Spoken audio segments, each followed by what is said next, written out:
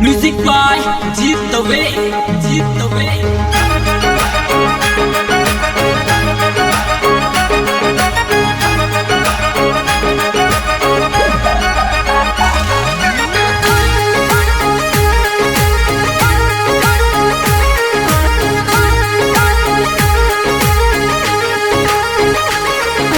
खुशाली बाबा जलालपुर सो सबने संदेश देवे है।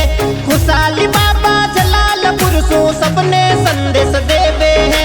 बगेल धनगर समाज सुनो गुरुजी समझावे है। बगेल धनगर पाल सुनो गुरुजी समझावे है। समझावे है।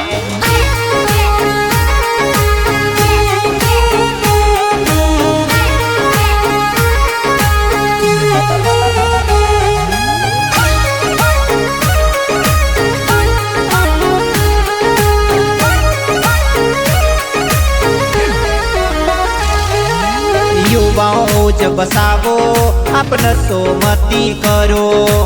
युवाओं जब बसावो अपन सोमती करो। अपन सोमती करो। काम समाज रे आवो माँ बाप री इज्जत बसावो। काम समाज रे आवो माँ बाप री इज्जत बसावो। माँ बाप री इज्जत बसावो। जवानी में बुढ़ापो आवे नसो शरीर ने खावे। जवानी में बुढ़ापो आवे नसो शरीर ने खावे। बगेल धनगर समाज सुनो गुरुजी समझावे है। बगेल धनगर पाल सुनो गुरुजी समझावे है। गुरुजी समझावे है।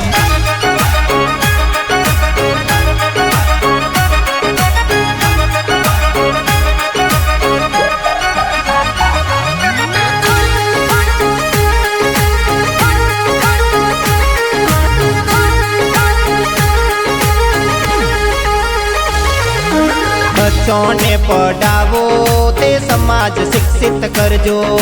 बच्चों ने पढ़ावो समाज विकसित करो। समाज विकसित करो। संस्कार बच्चों ने देवो ते इतिहास अपनो बतावो। संस्कार बच्चों ने देवो ते इतिहास अपनो बतावो।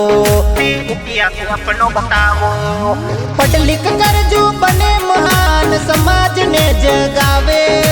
पढ़ लिख कर जो बने महान समाज ने जगावे। बगेल धनगर समाज सुनो गुरुजी समझावे है। बगेल धनगर पाल सुनो गुरुजी समझावे है। गुरुजी समझावे है।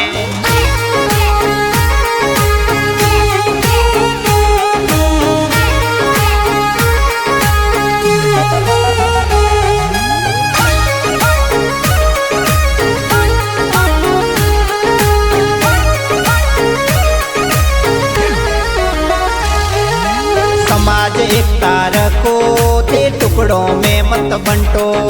समाज एकता रखो टुकड़ों में मत बंटो। ते टुकड़ों में मत बंटो। धर्म हृदय रखो आप धर्म में आगे रेवो। धर्म हृदय रखो आप धर्म में आगे रेवो। आप धर्म में आगे रेवो। खुशाली बाबा देवी भक्त ज्ञान री बात बतावे। खुशाली बाबा देवी भक्त ज्ञान री बात बतावे। बगेल धनगर समाज सुनो गुरुजी समझावे है। बगेल धनगर पाल सुनो गुरुजी समझावे है। गुरुजी समझावे है।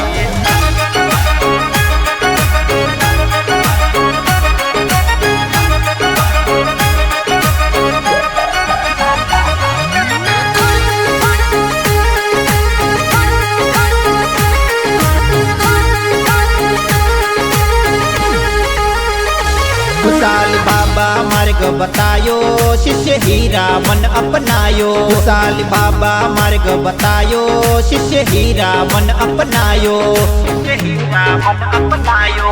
माँ बाप में ईश्वर बतायो गुरु वेदों ज्ञान सुनायो। माँ बाप में ईश्वर बतायो गुरु वेदों ज्ञान सुनायो। गुरु वेदों ज्ञान सुनायो। धर्म सनातन महान कईजे खुशाली बाबा के वे धर्म सनातन महान कईजे खुशाली बाबा के वे बघेल धनगर समाज सुनो गुरुजी समझावे बघेल धनगर पाल सुनो गुरुजी समझावे गुरुजी समझावे